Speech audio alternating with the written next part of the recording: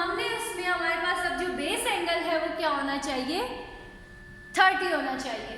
तो जब हम 30 करेंगे तो इस ट्रायंगल को अगर मैं इस तरह से रोटेट कर दूं तो ये आ जाएगा आपका C point, this is B point, ये आपका A पॉइंट यहाँ चला गया। अब आप इसके अकॉर्डिंग लेंथ लिख दें। B पे एंगल कौन सा है, 90 डिग्री। C पे एंगल नहीं, हमें 30 नीचे लेके आना। ओके, तो ये A आएगा यहाँ, ये A और ये C। A पे एंगल क्या है, 30 degree and C angle is 60।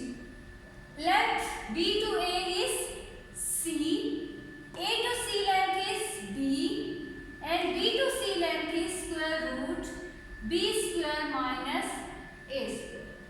Okay, अब हमारे पास क्या है कि ये जो 30 एंगल है वो हमारा डिनोमिनेटर बेस एंगल बन गया। सो टू फाइंड sin 30 हम क्या करेंगे, sin 30 किसके इक्वल होगा, perpendicular over hypotenuse. What is perpendicular in this triangle, b square minus a square, very good, b square minus a square over hypotenuse is b, so this is sin 30. Who will find cosecant 30? What is the answer of cosecant 30? Who will tell me? Very good. B over square root of b square minus a square. Cosecant 30 is reciprocal of sin 30. Okay? Very good. For tan 30, formula is क्या होता है formula? Perpendicular over base. What is perpendicular is in triangle now? Perpendicular is b square minus a square, square root, and base is c. अब tan 30 हमारे पास आ गया। What is cot 30? What is cot 30? Good. Cot 30 is reciprocal of tan 30, which is equal to c over square root b square minus a square. Is it clear? Just आज के अगर हम topic को summarise करें तो हमने क्या किया है कि हमारे पास ट्रिग्नोमेट्रिक रेशियोज गिवन थी, एक एंगल मिसिंग था, एक साइड मिसिंग थी। टू फाइंड एंगल हमने सम ऑफ ट्रायंगल्स का फॉर्मूला अप्लाई किया, उसके बाद हमने पाइथागोरस थ्योरम अप्लाई किया to find the missing side, और जब हमारे पास साइड्स और एंगल्स आ गए तो हमने उन पे ट्रिग्नोमेट्रिक रेशियोज के फॉर्मूलाज अप्लाई कर दिए। Is it clear students? Okay okay students, now look at this chart. These are the trigonometric ratios of some acute angles and a right angle. Sin 30 is equal to 1 by 2. Okay? Sin 30 जब आपसे कहा होगा तो sin 30 is equal to 1 by 2. Sin 45 is equal to 1 over square root 2. Sin 60 is equal to square root 3 by 2. And sin 90 is equal to 1. Okay? Similarly, cos 30 is equal to square root 3 by 2. Cos 45 is equal to 1 by square root 2. Cos 60 is equal to 1 by 2. And cos 90 is equal to 0. Tan 30 is equal to 1 over square root 3. Tan 45 is equal to 1. Tan 60 is equal to square root 3 and tan 90 is equal to infinity, which is undefined. Okay? ये trigonometric जो ratios हैं ये आपको याद होनी चाहिए।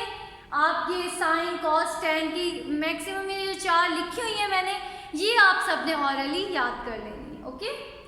अब by using these trigonometric ratios and the values हमने कुछ हमें गिवन है एक्सप्रेशन, उनकी वैल्यूज फाइंड आउट करनी है। Okay? First is sin 45 multiply cos 30 plus cos 45 sin 30 multiply sin 30. First example is sin 45 multiply cos 30 plus cos 30 multiplied by cos 45 multiplied by sin 30. अब sin 45 की value table से देखें. sin 45 is equal to 1 over square root 2 multiply as it is cos 30. What is cos 30? Square root of 3 by 2. Square root of 3 over 2. ये plus sign as it is. What is cos 45? Cos 45 is equal to 1 over square root 2 and sin 30. What is sin 30? 1 by 2. क्या किया है मैंने? Just ये आपके पास एक expression था for example और हमने इस एक्सप्रेशन में वैल्यूज को पुट किया. sin 45 is equal to 1 over square root 2, cos 30 is equal to square root 3 by 2, cos 45 1 over square root 2 and sin 30 is equal to 1 by 2. Okay अब इनको आपने सॉल्व कर लेना. स्क्वायर रूट 3 मल्टीप्लाई 1 तो identity होती है ना, कुछ भी इससे मल्टीप्लाई कर लें आपका आंसर सेम रहता है. एंड 2 स्क्वायर रूट तो ये इस तरह से आ जाएगा 2 square root 2 plus 1 multiply 1 is 1 and 2 multiply 2 square root 2 is this. अब आपने इनको ऐड कर लेना है. ऐड करने के लिए हमारे पास डिनोमिनेटर सेम होना चाहिए, वो है ऑलरेडी हमारा 2 स्क्वायर रूट 2. तो यहाँ आपका आ जाएगा square root 3 plus 1. This is your answer. मैंने क्या किया है? Just put the values of these trigonometric ratios. sin 45 1 over square root 2, cos 30 square root 3 by 2, cos 45 1 over square root 2 and sin 30 is 1 by 2. अब आपने इनको multiply किया, solve करना आगे कैलकुलेशंस है. 3 multiply 1 is square root 3, 2 multiply square root 2 is 2 into square root 2. Similarly 1 multiply 1 is 1 and 2 multiply square root 2 is again 2 square root 2. By adding हमारे पास denominator same होना चाहिए which is already 2 square root 2. तो हमारे पास numerators आ जाएंगे square root 3 plus 1. अगर आपकी और ये सिंप्लीफिकेशन नहीं होती तो this is your final answer. Okay अब इसी तरह हम एक और एग्जांपल देखते हैं. sin 60 cos 30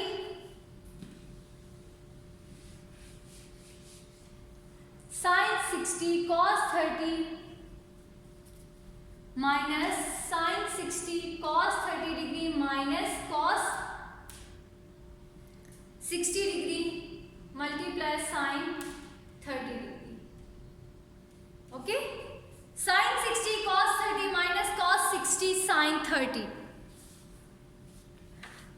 Again put the values. Sin 60, what is sin 60? This is 3 by 2 square root 3 over 2 multiply cos 30. What is cos 30? Square root 3 by 2. Okay, minus cos 60. What is cos 60? Square root 3 by 2 multiply. What is sin 30? Sin 30 is 1 by 2. By using these values मैंने values put कर दी है. Okay? अब square root 3 multiply square root 3 क्या होगा? Square root 3 square. This is same जैसे आपके पास अगर होता है a multiply a तो आप लिखते हैं a square. इसी तरह square root 3 multiply square root 3 is square root 3 square. Over 2 multiply 2 is 4 minus square root 3 multiply 1 is 3 and 2 multiply 2 is 4.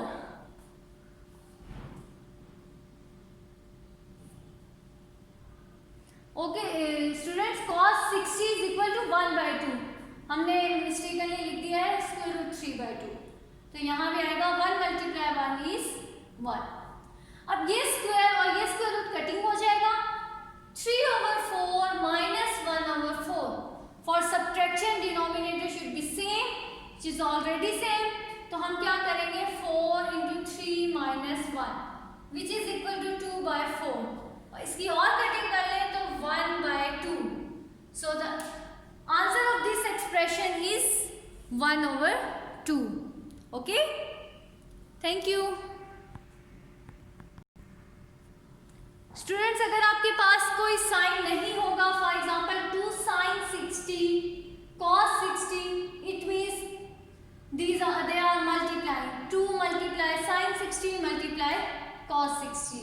ठीक है, आप वैल्यूज इसी तरह पुट करेंगे, इवेलुएट करेंगे, और ऑपरेशन कौन सा होगा, मल्टीप्लाई, क्योंकि इनके दरमियान कोई साइन नहीं है। इट इज अंडरस्टूड दैट जिस नंबर के दरमियान कोई साइन नहीं होगा वो नंबर्स आपस में मल्टीप्लाई हो रहे होंगे। Okay, thank you students.